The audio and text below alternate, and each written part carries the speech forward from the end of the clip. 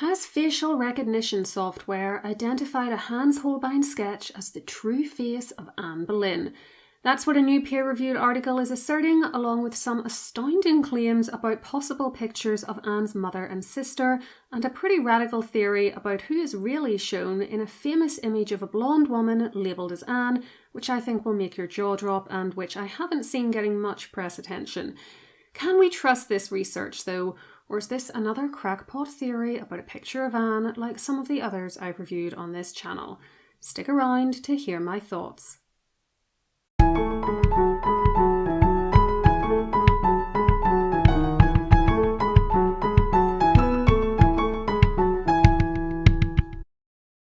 Okay, the new theory appears in a peer-reviewed article called Reassessing Anne Boleyn and Other Boleyn Women in Holbein Drawings Using Facial Recognition.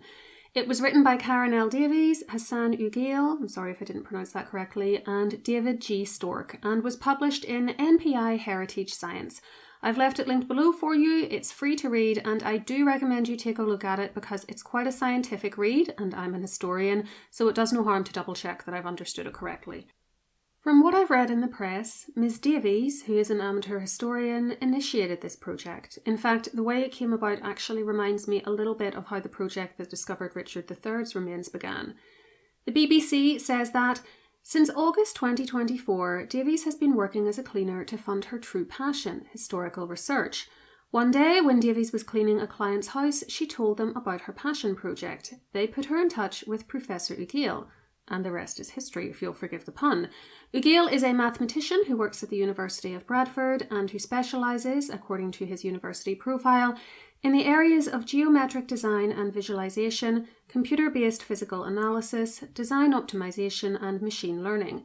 His profile adds that he is well known for his work on computer-based human face analysis, including face recognition, face aging, emotion analysis, and lie detection. As for David G. Stork, he works at Stanford and has a background in art history and physics with expertise in areas including rigorous computer image analysis of fine art paintings and drawings. According to the article, Davies did the historical research, Ugail developed the facial recognition software and did the analysis, and Stork, quote, critically reviewed the methodology, results, implications, and relation to other computer-based methods. So how did they come up with the idea that they've potentially identified a contemporary image of Anne Boleyn? Well, they started with a drawing of an unknown woman by Hans Holbein the Younger, held by the Royal Collection Trust and known as RCIN 912190. We know that this woman was drawn whilst Holbein was working at the court of Henry VIII, and we know that the drawing dates to between early 1532, when Holbein arrived in England for the second time, and his death in 1543. This is because all his drawings from that trip are done on a kind of pinkish paper which distinguishes them from drawings done during an earlier visit in the 1520s. Anne was queen from 1533 until her execution in May 1536, when she was between around 28 and 35, depending on when you think she was born. I think she arrived in about 1501, but 1507 is another popular date. The unidentified sitter in the drawing, which is a preparatory sketch for a painting which was either never completed or which has been lost to history, is shown from just above the waist up, has brown hair and eyes and a slim build, just as contemporary reports of Anne describe. She stares straight out at the viewer with a neutral expression and is wearing a distinctive wide-brimmed hat or hood which curves over the top of her head and which is very unlike the French and English hoods you typically see on Tudor ladies, though it's not unique, more on that point later. Under this headdress is a cap which extends down so that it covers up her ears. There are decorations on her hat which are only very faintly rendered, and her dress has slightly puffed sleeves at the shoulders and a high-backed V neckline which opens to show her white smock laced up at her neck. She has arched eyebrows and a slightly squared chin. She looks to be anywhere from her late teens to late 30s. It really is very hard to tell with drawings and paintings. Holbein has annotated the drawing to note that her dress is samat, meaning velvet, and damask. I'm just going to call this image Unknown Brunette Lady from here on out, as RCIN 912190 is quite the mouthful.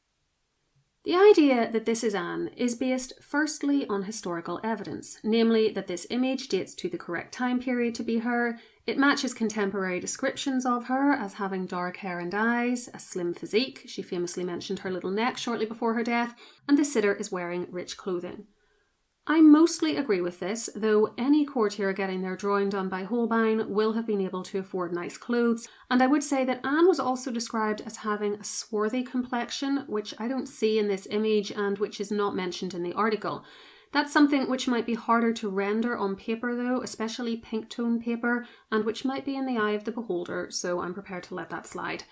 You could argue that Holbein toned it down to match the beauty standards of the day, which favoured paleness. However, as we'll see in a minute, one of the cornerstones of this whole theory is that Holbein's work is practically perfect and trustworthy, and saying he changed something and this isn't what the sitter truly looked like would undermine the entire project, though I happen to think it's a distinct possibility with any portrait artist. What are the other reasons given to suppose that this is Anne, though? Part of the picture's known provenance and treatment are considered noteworthy by the authors. It was at one time owned by a man called Jonathan Richardson the Elder, and the authors argue that its precise silhouetting and professional remounting, a treatment shared with only 2 other Holbein drawings owned by Jonathan Richardson, suggest early recognition of unusual historical value despite the absence of an inherited identification. I don't think the image's treatment suggests anything in particular about the identity of the sitter, however. We have no idea when or why it was mounted or silhouetted. The Royal Collection just guesses that the backing paper is from the 17th century, and it was owned by several other men, Richard Mead, Walter Chetwynd and Benjamin Way, before getting to the Royal Collection before 1792. Plus, we don't know who had it after Holbein and before Richardson. Also, I don't know what silhouetted means in this context, but I think maybe it's a reference to the fact that the drawing was cut down to this size at some stage. Thoughts below please if you come from an art background and know what that's referring to. The next piece of evidence used to provisionally identify her, and the bit that got the press's attention, was facial recognition software. Essentially, the researchers had the software analyse 81 Holbein preparatory sketches, some of which are of known sitters who we are certain either were or were not related to Anne, including her maternal first cousins, Mary and Henry Howard, and 13 of which are unidentified. By the by, the authors acknowledge that even some of the attributions we have aren't completely secure. They also used one portrait of Anne's daughter Elizabeth, completed in about 1546 when Elizabeth was 12 or 13, and attributed to William Scrots, plus a later anonymously painted portrait of Anne Boleyn, now held in the National Portrait Gallery in London, painted in the 1580s or later and presumed to be a copy of a lost original by an unknown artist. That gives us 83 images in total. On the basis of this group, they argued that our unknown brunette lady showed physical characteristics which indicate that she was a member of the Boleyn-Howard clan and are not incompatible with her being Elizabeth's mother. In other words, they're attempting to use familial resemblance, but with a computer detecting it instead of a human eye. It's important to note, and I appreciated this, that they do not claim that this is a slam dunk, despite some of the more hysterical media attention on this story. Instead, they say that our unknown brunette warrants reconsideration as a potential likeness of Anne Boleyn. So what are the strengths and weaknesses of this approach? Well, the researchers spend some time explaining why the software should be considered reliable, saying that facial kinship verification systems trained on modern data sets achieve accuracy rates exceeding 80% for determining parent-child and sibling relationships based purely on facial structure. Okay, that's a good result, but those modern systems are presumably trained on data sets comprising photographs and footage, and they still have a roughly 20% failure rate. This team had to train their system on drawings and one painting. They do talk about this problem, saying that in Renaissance studies, convolutional neural networks can distinguish between portraits of the same individual and different sitters with remarkable accuracy when sufficient training data exists. Again, that sounds good, but it's discussing portraits, not drawings, and I wonder how much training data those other models had and if that data was of known individuals. We've only got 83 images total to work with here, 13 of which aren't even provisionally identified. Again, the authors offer an argument as to why their research should nevertheless be trusted despite these limitations, and it goes back to what I said a minute ago, that Holbein was basically such a good artist that we can completely trust his images. They say, Holbein's preparatory sketches functioned as authoritative working likenesses from which all subsequent works derived, with systematic evidence establishing their accuracy. Systematic physical evidence demonstrates Holbein's sketches functioned as definitive records. They go on to argue that the fact that we can see how the drawings were put together, sometimes slightly amended after a second sitting, and that some, like the Thomas Moore drawing, have details like pricking to allow the drawing to be transferred or pounced onto a panel, or, quote, stylus tracing over outlines for panel transfer, proves that these preparatory sketches prioritized structural accuracy for workshop reproduction rather than aesthetic idealization. They finish this little section by saying, by restricting our analysis to these functional working documents, we address concerns about artistic interpretation and idealization that affect finished painted portraits. I'm afraid I don't find this series of arguments very convincing though, and I'm going to tell you why right after I ask that if you're enjoying this content and would like more from me, please give the video a like, hype and comment so that YouTube knows you approve, and subscribe with the notification bell on to stay up to date with my uploads. It does no harm if you're already subscribed to just double check that notifications are still on, by the way, as I get a lot of people telling me that they seem to randomly deactivate sometimes. For bonus material, you can also become a YouTube member using the join button under videos, or join me on Patreon, where I release things like patron-only podcasts each week, early access to ad-free videos, and recommendations for other great history content on the web. I'll leave it linked in the description box and pin comment for you, along with a link to my website, historycallingofficial.com, where you can join my free newsletter and get 2 complimentary downloads right away. Do double check that the welcome email you'll get when you join doesn't go to your junk mail though, because if it does, the newsletter probably will too, and so you'll need to add my email address to your contacts list.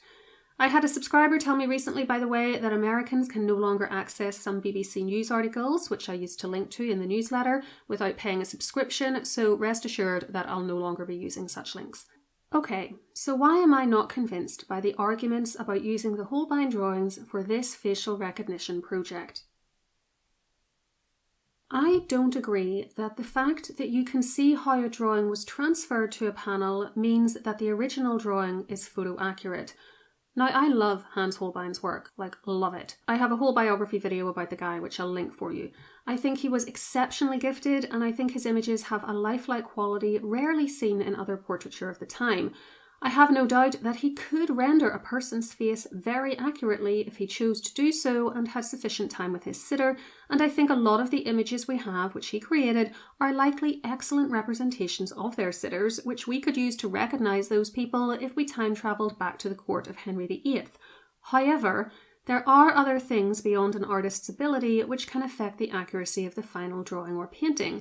The fact that, as this article acknowledges, Holbein made amendments to Sir Nicholas Point's portrait, for instance, which, quote, shows reworking of details, including beard, eyebrows and eyelashes after a second sitting, shows either that Holbein did not always get things quite right on the first sitting, or that he made changes based on input from the sitter. What if he had only one quick sitting with unknown brunette lady? What if she asked him to make her nose smaller or her eyes bigger or some other change? I know people point to the fact that some of Holbein's sitters look a bit unattractive, including Henry VIII's third wife Jane Seymour, who looks quite stern, but gang, maybe he didn't have much time with them to perfect his drawings. Maybe that image of Jane is the prettied up version of her. Maybe she just wasn't as vain as others and didn't ask for alterations, or perhaps she was confident in her looks. She had just bagged a king after all. The point is that Holbein was a businessman. If the customer asked him to make tweaks, he was going to do it. I don't think that, quote, artistic interpretation and idealization are limited only to final portraits. They can be an issue in drawings too. As much as I love his images and respect his exceptional skills, Holbein was also a 16th century artist, not a 19th, 20th or 21st century photographer, and there are inherent limits in drawings and paintings when it comes to accuracy. You can even see differences in pictures done of the same person at around the same time. The two drawings of Anne's cousin, Henry Howard, exhibit very slightly different chin lengths to my eye and different hair colours because the profile view was abandoned before the hair was fully worked up. Furthermore, much later in the article, the authors actually acknowledge themselves the limits of the medium in which Holbein worked, saying, even with Holbein's highly disciplined practice, differences in lighting, paper type, or drawing tempo can subtly alter facial geometry, producing small but measurable deviations in the embeddings. All that being said, their software did produce some definite hits which I think are worth mentioning. Comparing drawings of men like William Warham, Thomas Moore, and Thomas Wyatt to the blonde and brunette Holbein drawings and to Elizabeth's portrait did not produce any familial clustering, as you would expect, because as far as we're aware, those people weren't close blood relations.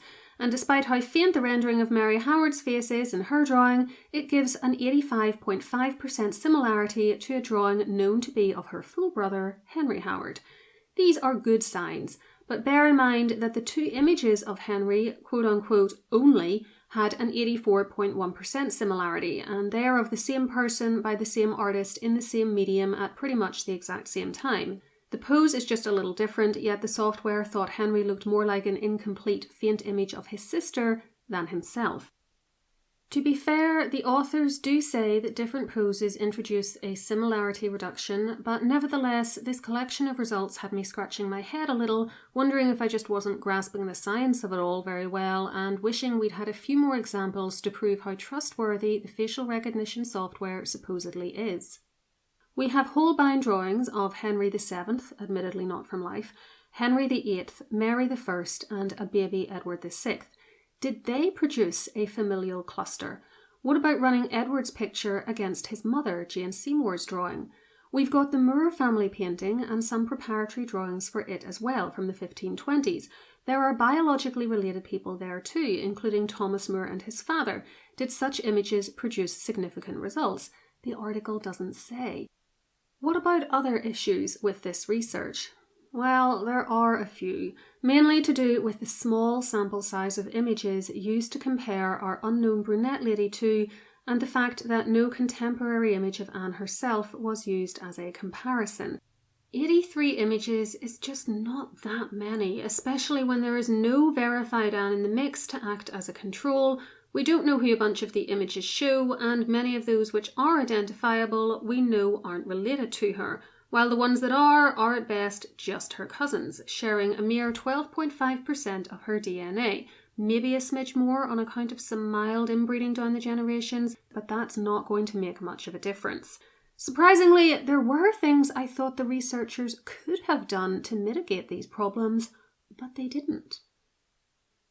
There was no discussion of the description of Anne's bones left by the Victorians in 1877, even if the authors wanted to discount this, saying that we can't be sure the remains were Anne's.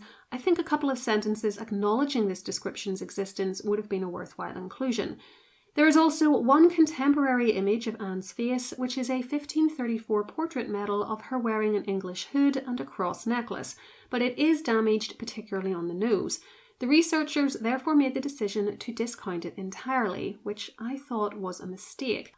I understand if the computer couldn't scan and work with a damaged medal, but it was sketched in the 19th century without damage, indicating that perhaps the squashing of the nose had not occurred yet, and that drawing could have been used instead. There is also a modern reconstruction of it, but that was definitely done post-damage, so I understand being reticent about using it, despite how good I think it is. There were other omissions too, which I thought were unwise given the paucity of Holbein images of people known to have been related to Anne. We have later portraits of her created in the 1580s and presumably based on lost originals, now housed in the National Portrait Gallery in London and Hever Castle in Kent. There is also a ring called the Chequers Ring, which almost certainly shows Anne and her daughter, and which has been dated to about 1575. As I've already said, despite being posthumous and anonymously painted, the NPG portrait is referenced in this study and used as a point of comparison. The other two are not. Now, the identification of Anne in the ring is disputed, so I appreciate why the researchers maybe wanted to discount it.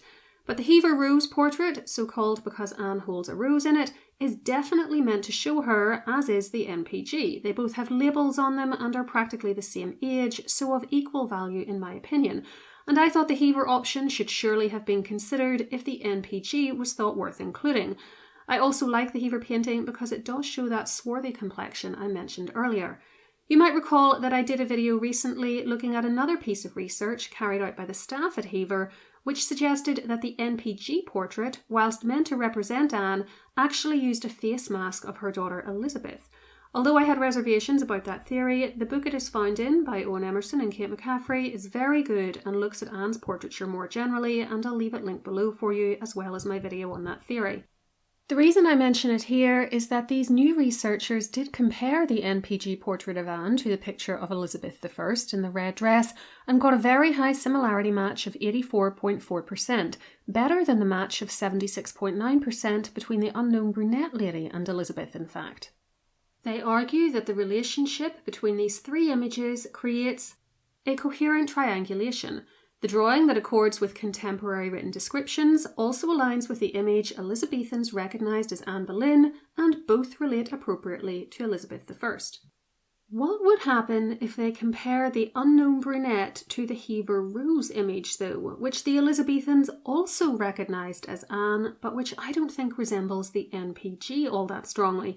Seriously, if the sitters weren't wearing the same clothing and jewellery, would you really think they were the same person? I don't know that I would.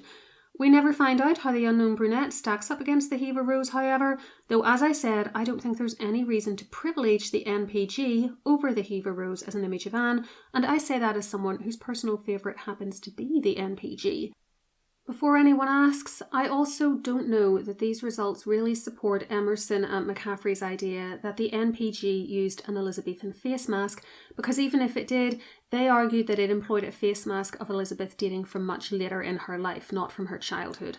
Still, it's interesting to compare these different pieces of research and see what you think about how they might interact with each other. So do check out that other video of mine and the article analysed in this video.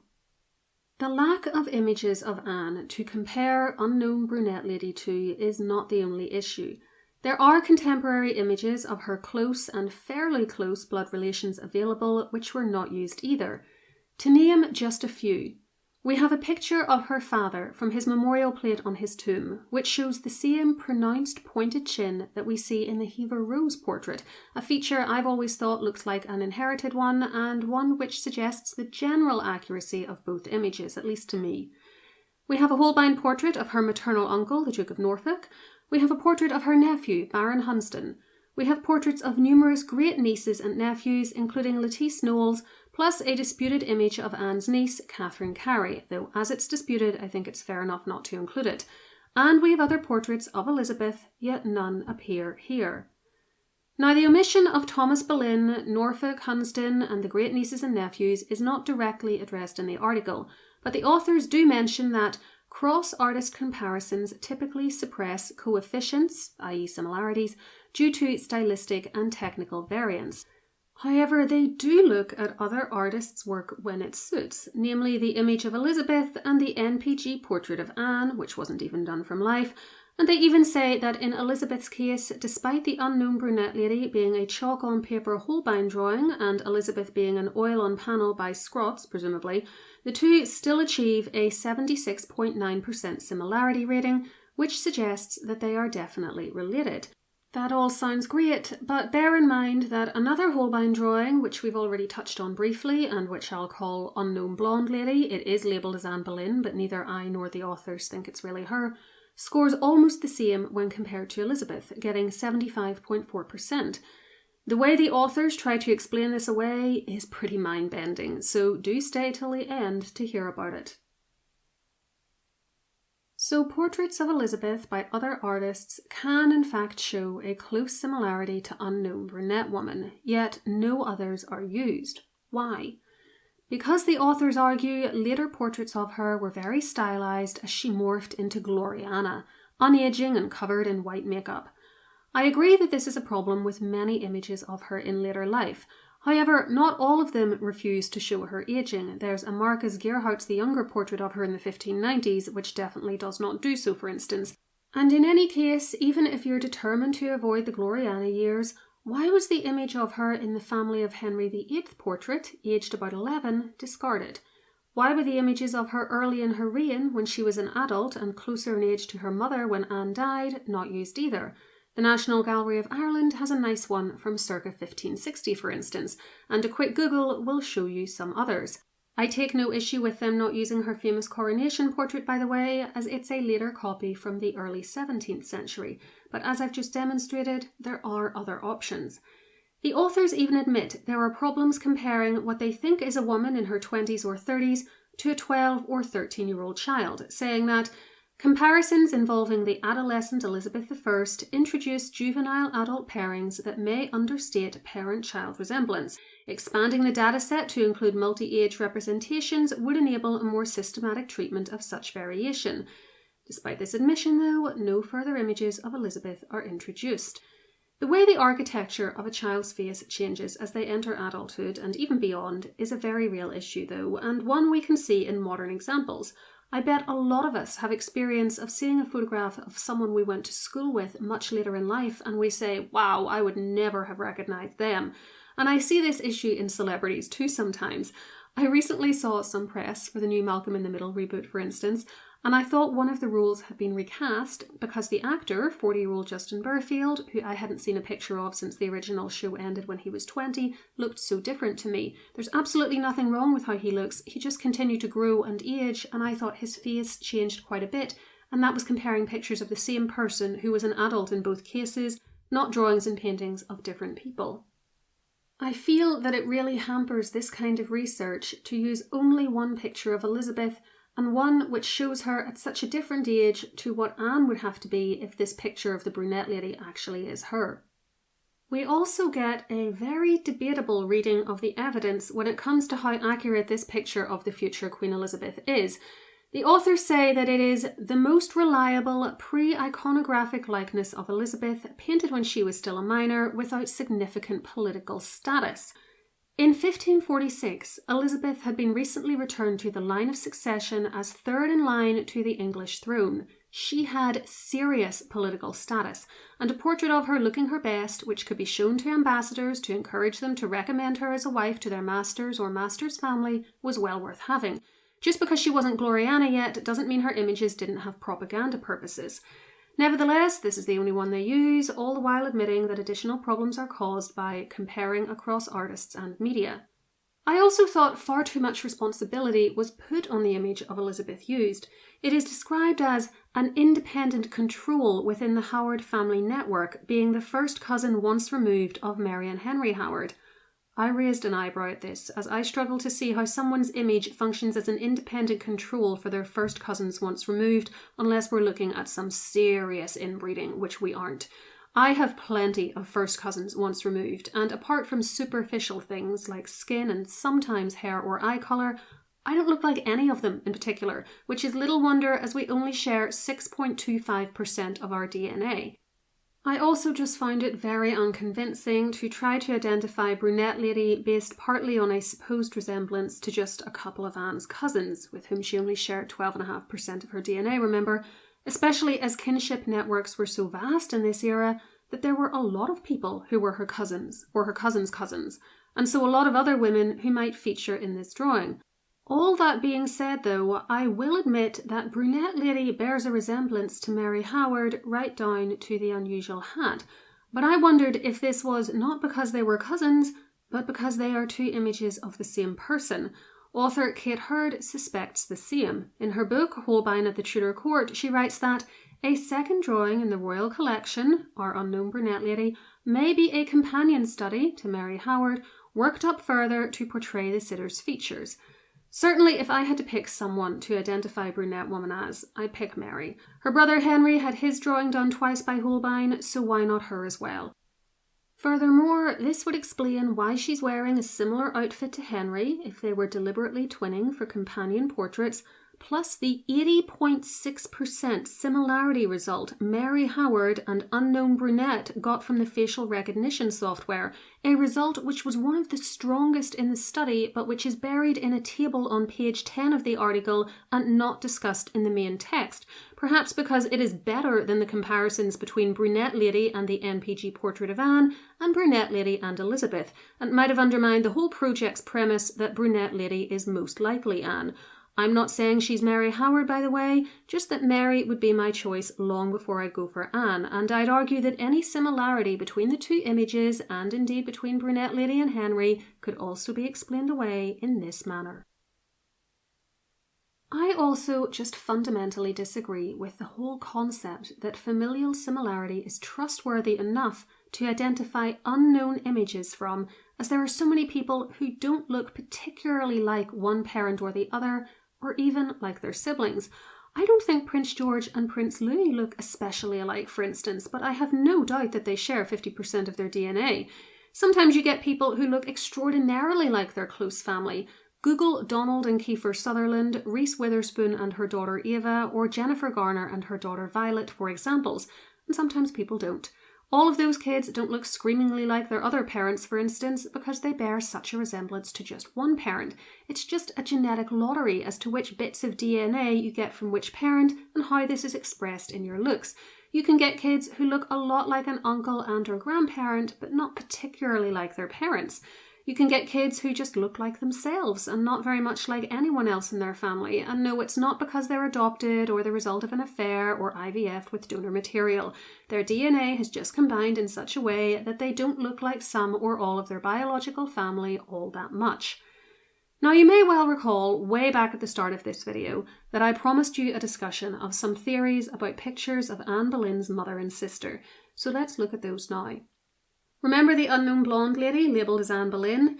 The authors don't believe this is Anne, primarily because of the blonde hair, and I wholeheartedly agree. Though some argue that this was originally dark and the chalk rubbed off to reveal the undercoat, I think this is unsupportable, as you're saying that the chalk came off in a perfectly uniform manner, only on the hair, without smudging anything on the rest of the image, and whilst leaving the hairline sharp. You're also saying that for some reason this only happened on this one image of a brown-haired person, though there are many more such people in Holbein's drawing collection. As for the claim that you can see dark brown chalk at the top of the hairline, that looks like a tiny bit of shadowing to me, nothing more. Tying this image to Anne is also problematic because of the sitter's heavier physique and nightgown, very informal for a Tudor queen, but I could potentially get over those if not for the blonde hair. As for the label, it was added hundreds of years later and has serious provenance issues, which are discussed in detail in my video on the blonde lady drawing. The authors also note that Wenceslaus Hollar made an engraving in 1649 based on another Holbein drawing which is now held in the British Museum, and said that it was Anne Boleyn, rather than turning to the unknown blonde woman, suggesting she was not associated with Anne in that period. Whilst I don't disagree with these assessments, to be honest, they are neither here nor there for me. Hypothetically, even if Hollar thought unknown blonde lady was Anne, maybe he just preferred the other image more, which, by the way, is no longer believed to show her. For all these reasons, the authors therefore discount unknown blonde lady as Anne, yet their facial recognition software gave a 78.3% similarity score when comparing the blonde and brunette ladies, and a 75.4% match between blonde lady and Elizabeth I, which is barely lower than the 76.9% match between brunette lady and Elizabeth I. The authors try to get around this very tight clustering of results, which suggests that all these images show closely related individuals by, wait for it, suggesting that the blonde lady is Anne Boleyn's mother, Lady Elizabeth Howard Boleyn, Countess of Wiltshire and Ormond, and that the drawing was perhaps mistaken for her daughter, just like the image of Henry Howard was accidentally mislabelled with his father's name. Gang, at this point my eyebrows disappeared right up into my hairline. Elizabeth Howard was born no later than 1489 because she was married no later than 1501. That's when her jointure was finalised, and a girl had to be at least 12 to marry in this era.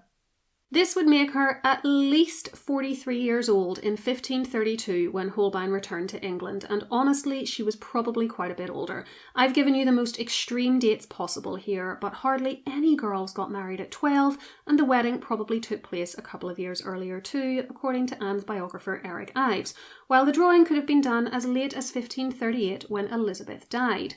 In fact, the authors actually argue that the double chin the blonde woman has could have been the result of illness, noting that Lady Wiltshire was recorded as being diseased with the cough in April 1536, and they say that it's probably an image of her from that year or later, which would have made her at least 47. I simply do not find this feasible. The blonde lady does not look old enough to be Elizabeth Howard in the 1530s, but her age and the serious doubts it raises about this image being her are not discussed in the article. It also has to jump through hoops to explain away the Wyatt family heraldry on the reverse of this image, especially as the software found no meaningful similarity with the Holbein drawing of the poet Thomas Wyatt. The authors do this by saying that this heraldry indicates ownership or provenance, not the identity of the sitter. But I ask you, why would the Wyatt family want or get a random drawing of Lady Wiltshire, and why doodle or have Holbein doodle their arms on the back of it to show ownership instead of writing the owner's name and maybe even the name of the sitter on it? It's also the only Holbein drawing with work on the back of the paper, by the way, so drawing arms on paper like this was not some standard way of identifying the owner. It just all makes no sense to me. I think either the heraldry indicates this woman was a member of the Wyatt family, or, as the Royal Collection Trust speculates, the page was maybe just used as a bit of spare paper at some point.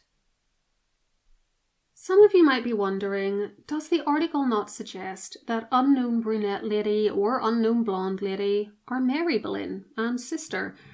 Well, the authors can't claim that because their computer model said that a drawing labelled Lady Vaux, which we have a corresponding painting for, though it's only a copy of the original Holbein, quote, demonstrates biometric clustering within the Boleyn-Howard family network, whilst also showing a woman wearing vaguely similar clothing to a portrait now known as Mary Boleyn, painted in the 1630s, which exists in multiple versions and which is attributed to Remigius van Limput. The Vaux portrait was also once mislabelled as an English queen in the 1680s, and on the basis of this, they think Lady Vaux is actually Mary, with that English queen label being an error made because she was the sister of a queen. As she looks nothing like unknown brunette or blonde ladies, they can't claim that one of those drawings might be Mary instead. Now this is, once again, very problematic. There is absolutely nothing else to dispute this woman's identification as Lady Vaux. Furthermore, her husband Thomas was drawn twice by Holbein, so it makes total sense that his wife was drawn at the same time, and Kate Hurd notes that, on the basis of the paper used, this, the Lady Vaux image, is probably a pair with the drawing of Sir Thomas. She adds that all the Vaux drawings probably date from 1535, shortly before Vaux retired from court, since they are on the same stock of paper as that used for the portrait of Nicholas Bourbon, which can be securely dated.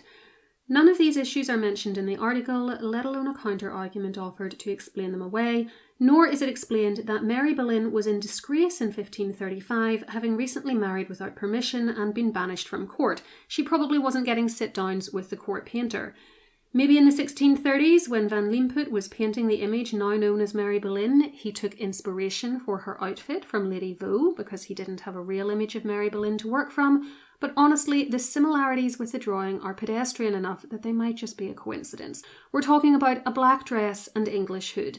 The later painting, not done by Holbein, also shows ermine sleeves and a brooch, but it's clearly a different brooch to that seen in the Van Limput image. The necklace is different too, and Lady Vaux never had the distinctive red band of material around her hood or neckline that Van Limput's painting shows, plus her hood is pinned on the opposite side. Oh, and the original drawing indicates light-coloured eyes, while the later painting after Holbein's work and the Mary Boleyn image both show a woman with brown eyes.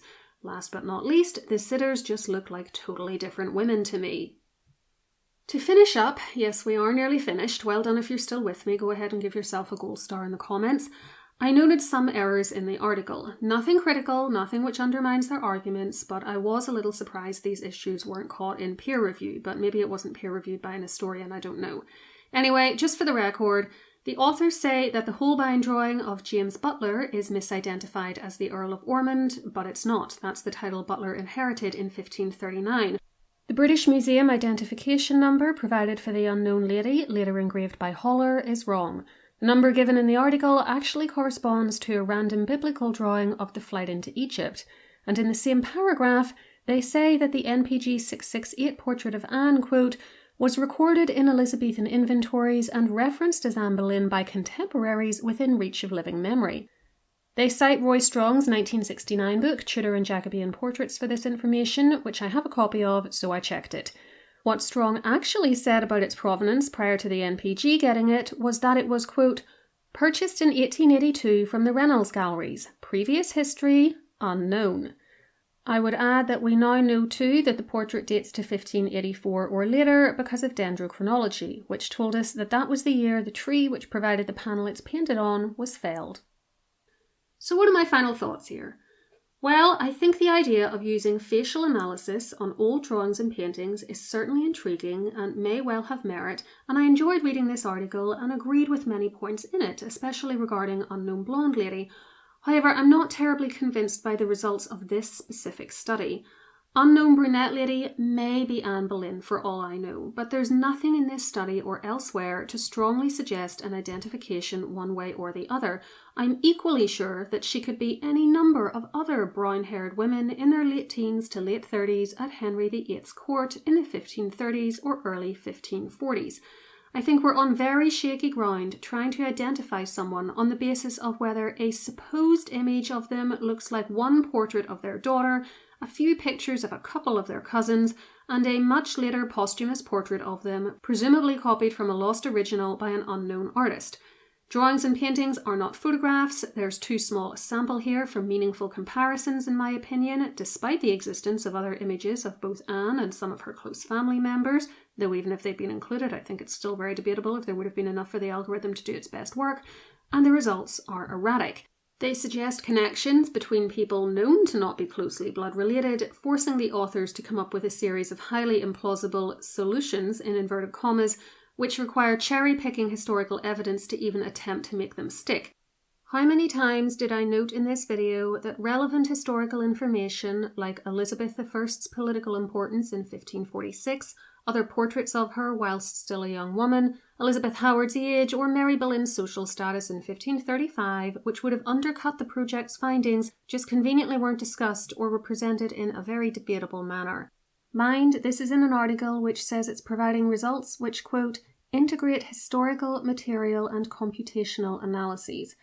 I'm sorry to say that as entertaining and thought-provoking as the read was, it didn't feel like a very comprehensive integration to me. Do take a look at the article yourself to learn more about how some of these images did and didn't match up according to the facial recognition software, by the way.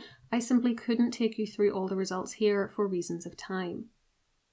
I'm afraid I don't think we're really any further along in our quest for a contemporary image of Anne beyond the 1534 medal, but it was an interesting read. The authors did at least base their ideas on a scientific analysis, even if I think it has problems. They didn't just make stuff up, as some others have done in the past when talking about images of Anne, and as I said earlier, I also appreciated that they did not try to present this as a sure thing, but rather as a theory. Again, not everyone is as measured as that. Let me know in the comments if you think Unknown Brunette Woman is Anne, and for more about her, her family and Hans Holbein, try one of these videos next, or take a look at the selection I've put together for you in the description box, which is more comprehensive. Whatever you choose, please enjoy, and until next time, keep learning.